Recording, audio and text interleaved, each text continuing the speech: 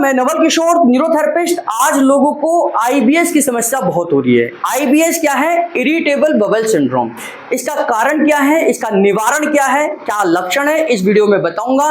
इसलिए इस वीडियो को लास्ट तक देखना। अगर आप मेरे चैनल पर नए हैं तो चैनल को सब्सक्राइब कर लीजिए, बेल बटन जरूर दबाइए, और अगर आपको ये वीडियोस पसंद आ रही हैं तो अपने सोशल मीडिया प्लेटफॉर्म पर शेयर करना ना भूलें।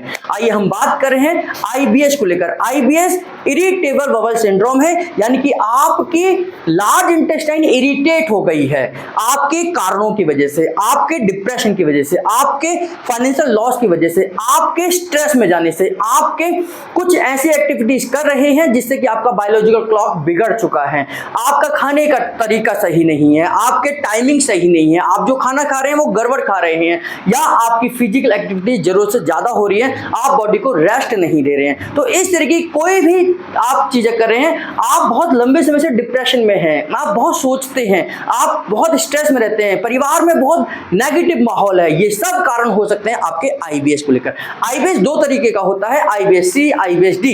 या तो आपको डिसेंट्री हो गई है, बार बार मोशन आते हैं, आपको परेशान रहते हैं, दिन में 4 बार 5 बार 10 बार तक मोशन आ सकते हैं, या आपको आईबीएस सी हो सकता है, यानी कि कॉन्स्टिपेशन वाला हो सकता है, डिसेंट्री वाला हो, आपको कॉन्स्टिपेशन यानी कि कब्ज वाला हो सकता है, आपको 2 दिन में 1 बार मोशन आता है, या मोशन आ ही नहीं रहा है, आपको बहुत जोर लगाना पड़ता है। ये सब कारण है, यानी कि ये सब सिम्टम्स हैं आईबीएस के, और इसका कारण मैंने आपको पहले बताया।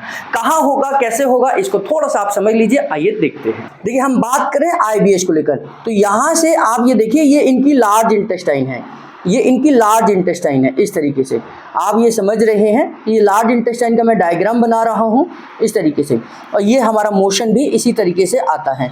ये हमारा लार्ज इंटेस्टाइन है, इस तरीके से यहाँ पर आकर ये रेक्टम में इकट्ठा हो जाता है, और इसको हम पास आउट करते हैं। यहाँ से इस पार्ट को हम कहते हैं असेंडिंग कोलोन।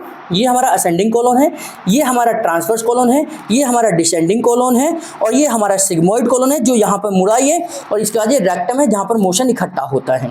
अब जब ये ऊपर जाता है तो इसको बोलते हैं असेंडिंग कोलोन में ऊपर जा रहा है। जब ये इस तरीके से आता है तो इसे ट्रांसवर्स कोलोन कहते हैं। जब ये नीचे की तरफ आता है तो इसे डिसेंडिंग कोलोन कहते हैं, और ये हमारा सिग्मोइड कोलोन, और यहाँ पर रेक्टम में इकट्ठा होता है। यहाँ से हमारी एक वेव चलती है जिसको हम बोलते हैं पेरिस्टाल्टिक मूवमेंट। पेरिस्टाल्टिक मूवमेंट जो कि 20 सेकंड में चलती है, 20 सेकंड में चलती है, और मोशन अपने आप धीरे धीरे आगे बढ़ता है। 20 सेकंड में चल रही है तो आपको कोई दिक्कत नहीं है, 20 सेकंड में चल रही है तो ये एक नॉर्मल प्रोसेस है, और मोशन आपको दिन में 1 बार या मैक्सिमम 2 बार, और वो भी सुबह शाम आएगा, है ना।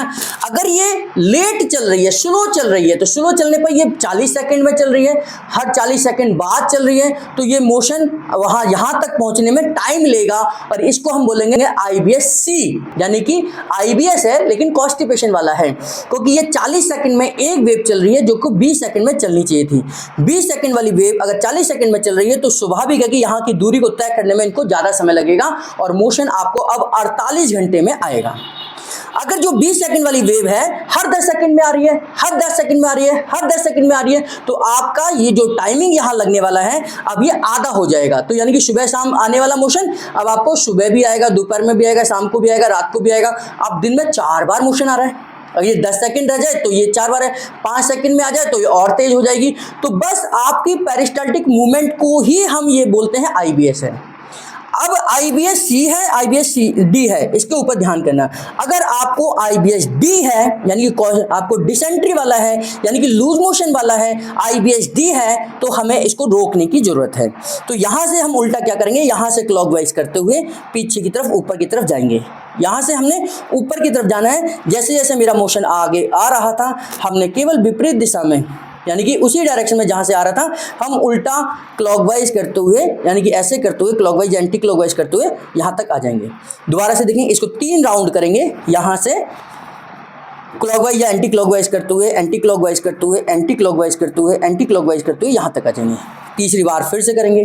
तो ये आपके तब हम कर रहे हैं, यानी कि उल्टी दिशा में जा रहे हैं जब आपको लूज मोशन हो रहे हैं, डिसेंट्री हो रही है। तो 3 बार हम करेंगे। अब यहीं से ऑयल लगाकर, पाउडर लगाकर यहाँ से ऊपर मसाज कीजिए, इसी डायरेक्शन में हम करेंगे, यानी कि हम मोशन को रोकने की कोशिश करेंगे, हम मोशन को रोकने की कोशिश करेंगे।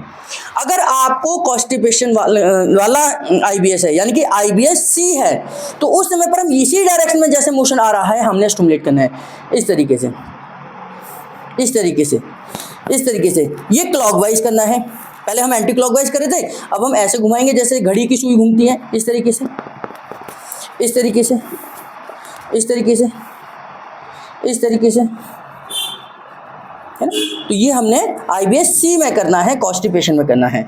ये हम IBS-C में कॉन्स्टिपेशन में करेंगे। अब ऑयल लगाकर, लोशन लगाकर हम पहले ऊपर की तरफ खींच के लेके आएंगे, फिर यहाँ से सीधे लेके जाएंगे, फिर हम नीचे की तरफ लाएंगे, फिर हम इसे नीचे की तरफ लाएंगे, ऊपर की तरफ, सीधा, नीचे और यहाँ पर, ऊपर, सीधा, नीचे और यहाँ पर। तो इसी तरीके से हम यहाँ पर हम मसाज करेंगे या रबिंग करेंगे।